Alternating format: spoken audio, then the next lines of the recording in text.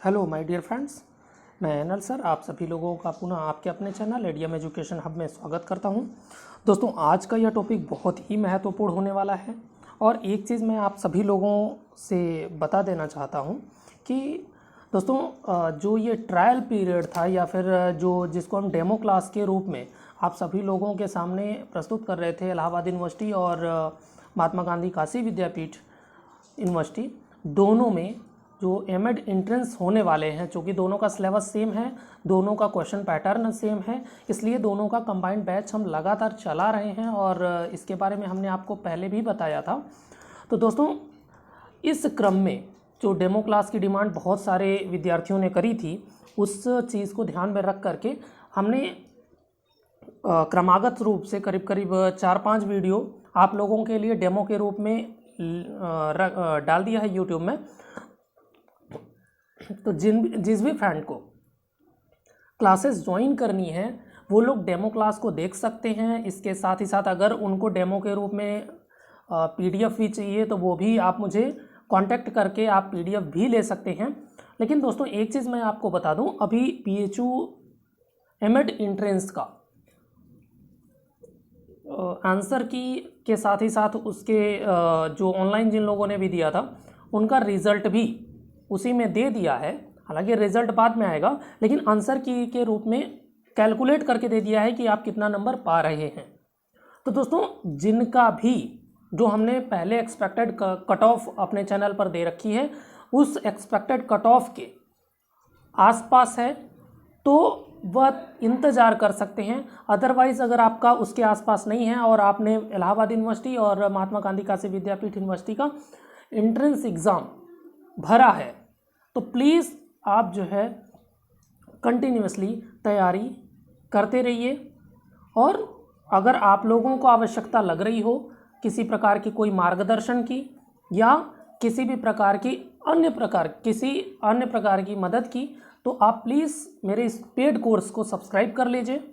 और जैसे ही आप इस पेड को सब्सक्राइब करते हैं तो आप सभी लोगों को जो भी मेरे साथ पेड कोर्स में आते हैं उन लोगों को जो भी सहायता मिल सकती है, चाहे वो प्रीवियस ईयर के क्वेश्चन पेपर से संबंधित हो, चाहे वो स्टडी मटेरियल से संबंधित हो, चाहे वो लाइव क्लास से संबंधित हो, इवन देन जो भी होगा आपके एडमिशन होने तक जो भी प्रोसेसेस होंगी, जो भी इन्फॉर्मेशन निकल करके आएगी, हर एक इन्फॉर्मेशन मेरे द्वारा आप लोगों को प्रोवाइड की जाएगी और वो भी सबसे पहले। ठीक है, चलिए अब हम लोग आते हैं टॉपिक पर। हम लोग इस वीडियो में बात करने वाले हैं डिस्क्रिप्टिव स्टैटिस्टिक्स के बारे में, जिसको हम हिंदी में वर्णनात्मक सांख्यिकी कहते हैं। डिस्क्रिप्टिव स्टैटिस्टिक्स या वर्णनात्मक सांख्यिकी। चलिए देखते हैं इस वीडियो में हम लोग क्या क्या पढ़ने वाले हैं। सबसे पहले कंटेंट देख लेते हैं। डिस्क्रिप्टिव स्टैटिस्टिक्स में हम लोग पढ़ेंगे इसकी डेफिनेशन क्या होती है। डिस्क्रिप्टिव स्टैटिस्टिक्स की कभी कभी डेफिनेशन ही पूछ देता है तो वहाँ पर आप कंफ्यूज हो जाते हो, तो इसलिए आपको उसका मीनिंग पता होना चाहिए। डेफिनेशन देखेंगे हम लोग, स्टैटिस्टिक्स देखेंगे कौन कौन से स्टैटिस्टिक्स का हम लोग प्रयोग करते हैं डिस्क्रिप्टिव स्टैटिस्टिक्स के रूप में। ग्राफिकल रिप्रेजेंटेशन, चूँकि आपका ये जो है इलाहाबाद यूनिवर्सिटी के सिलेबस में है और इसके साथ साथ महात्मा गांधी काशी विद्यापीठ यूनिवर्सिटी के सिलेबस में भी है, तो इसलिए ये बहुत ही इम्पॉर्टेंट हो जाता है आप सभी लोगों के लिए। ठीक है, चलिए ग्राफिकल रिप्रेजेंटेशन भी देखेंगे। इसके साथ ही साथ अब हम लोग देखते हैं डिटेल में एक एक चीज़ को मीनिंग क्या है, जो डिस्क्रिप्टिव स्टैटिस्टिक्स है उसका मीनिंग क्या है। तो हम लोग देखेंगे यहाँ पे इस प्रकार के सांख्यिकी के अंतर्गत प्राप्त संपूर्ण आंकड़ों के आधार पर प्रतिदर्श अथवा जनसंख्या की विशेषताओं का वर्णन किया जाता है। डिस्क्रिप्टिव का मतलब क्या होता है? वर्णन। ठीक है, जैसे इसमें क्या है, क्यों है, कैसे है, इसकी बात की जाती है। डिस्क्रिप्टिव स्टडी या डिस्क्रिप्टिव स्टैटिस्टिक्स में हम जो है क्या करते हैं, हम आंकड़ों का या प्रतिदर्श या जनसंख्या की विशेषताओं का वर्णन करते हैं, उसको डिस्क्राइब करते हैं।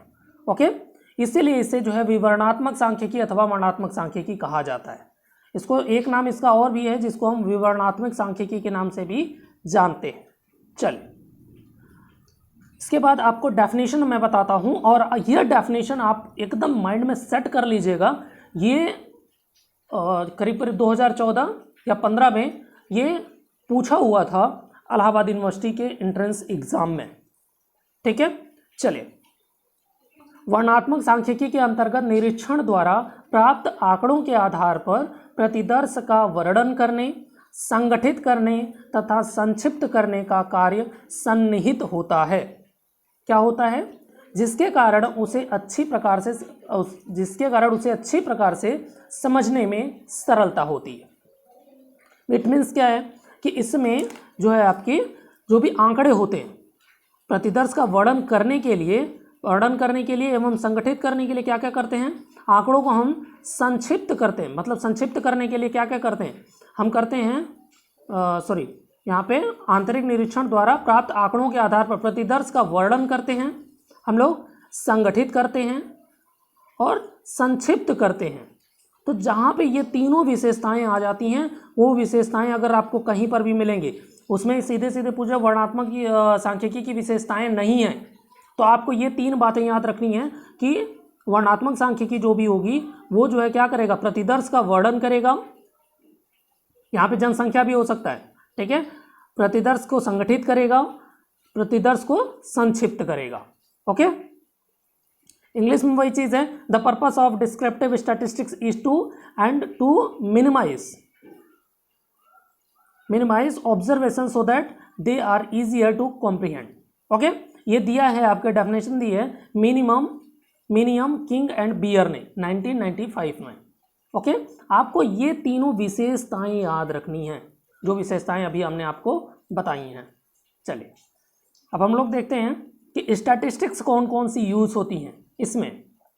ये बहुत ही इंपॉर्टेंट टॉपिक है आपका, ये बहुत ही इंपॉर्टेंट पॉइंट है कि आपका जो डेस्क्रिप्टिव स्टडी होती है या डेस्क्रिप्टिव स्टैटिस्टिक्स होती है, उसमें कौन कौन सी स्टैटिस्टिक्स का प्रयोग किया जाता है। तो एक तो आपका मेजरमेंट ऑफ सेंट्रल टेंडेंसी का प्रयोग किया जाता है, मेजरमेंट ऑफ सेंट्रल टेंडेंसी, जिसके अंतर्गत मीन, मीडियन, मोड, इन तीनों के बारे में डिटेल स्टडी हम लोग करेंगे। ठीक है, आगे आने वाली क्लास में हम लोग मीन पढ़ेंगे, बहुत अच्छी तरीके से मीन को देखेंगे, मीडियन को देखेंगे, मोड को देखेंगे। ओके, इसके बाद मेजरमेंट ऑफ वेरिएबिलिटी, इसका भी अध्ययन हम लोगों को करना है। वेरिएबिलिटी के अंतर्गत हम लोग QD, MD, SD, रेंज और परसेंटाइल, सबसे इंपॉर्टेंट जो आपका टॉपिक है वो आपका परसेंटाइल है। यहाँ से क्वेश्चन आपके हर साल महात्मा गांधी काशी विद्यापीठ में भी पूछे गए हैं, आपके इलाहाबाद यूनिवर्सिटी में भी पूछे गए हैं।